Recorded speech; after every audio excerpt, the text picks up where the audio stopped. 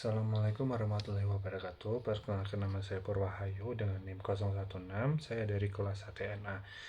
Di sini saya akan sedikit menjelaskan tentang Rasimul Quran guna memenuhi tugas ujian tengah semester. Ya, yang pertama, apa itu pengertian Rasimul Quran? Rasimul Quran berasal dari kata rasma yasramu yang artinya menggambar atau melukis. Istilah rasma dalam ulum Al-Quran diartikan sebagai pola penulisan Al-Quran yang digunakan oleh sahabat Utsman bin Affan dan sahabat-sahabat Rasulullah ketika menulis dan membukukan Al-Quran, kemudian lebih populer dengan nama Rasmil Utsmani. Jadi di sini itu Rasmul Quran itu lebih populernya itu dengan sedikit dimenjongkan ke bahasa, yaitu yang artinya menggambar dan menulis Al-Quran. Saya akan sedikit menjelaskan tentang sejarah Rasmul Quran.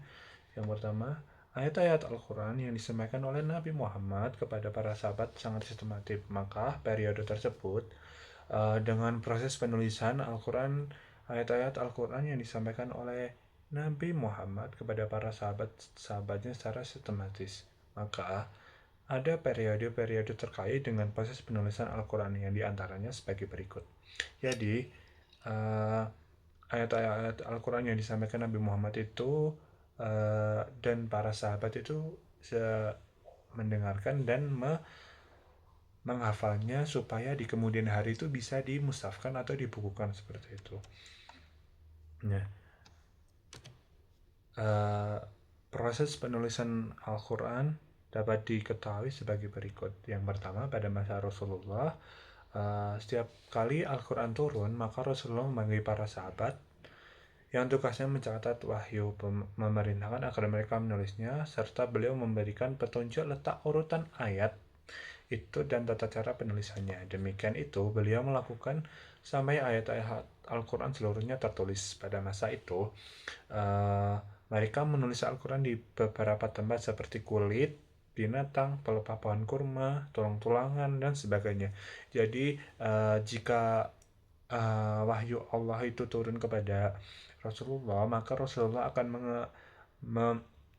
akan memanggil para sahabat-sahabatnya, bukan semua sih, tapi kayak lebih ke salah satu sahabatnya, bukan 2-3 orang, supaya wahyu Allah itu bisa dituliskan dan bisa diingat, dan nanti selanjutnya akan bisa dimushafkan seperti itu. Yang kedua, pada masa Abu Bakar, Al-Quran seluruhnya telah selesai ditulis pada masa Rasulullah masih hidup. Namun, ayat-ayatnya dan surat-suratnya masih terpisah-pisah. Pada masa itu, tuntutan untuk mengumpulkan dalam waktu mushaf masih belum terpikirkan. Akan tetapi, pasca wafatnya Rasulullah, kepemimpinan dipindahkan dan dialihkan kepada sahabat Abu Bakar Siddiq.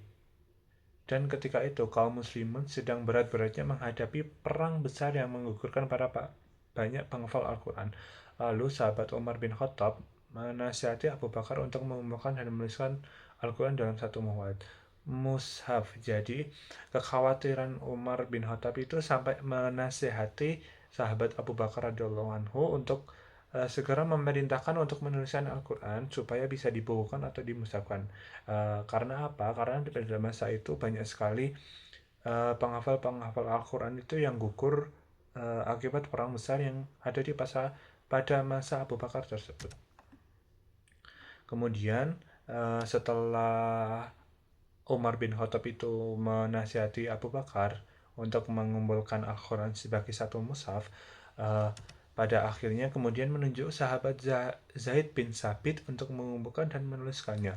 Mushaf yang telah dikumpulkan oleh Zaid bin Sabit kemudian disimpan di tangan Abu Bakar sampai beliau wafat.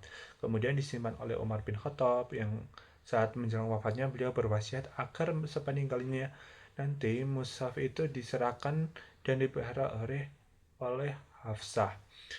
Sedikit saja saya akan menjelaskan tentang bagian ini. Karena apa? Setahu saya Zaid bin Sabit itu potensi menghafalnya itu di atas rata-rata, bisa dikatakan seperti itu. Terima kasih atas perhatiannya. Jika ada yang salah mohon dimaafkan. Wassalamualaikum warahmatullahi wabarakatuh.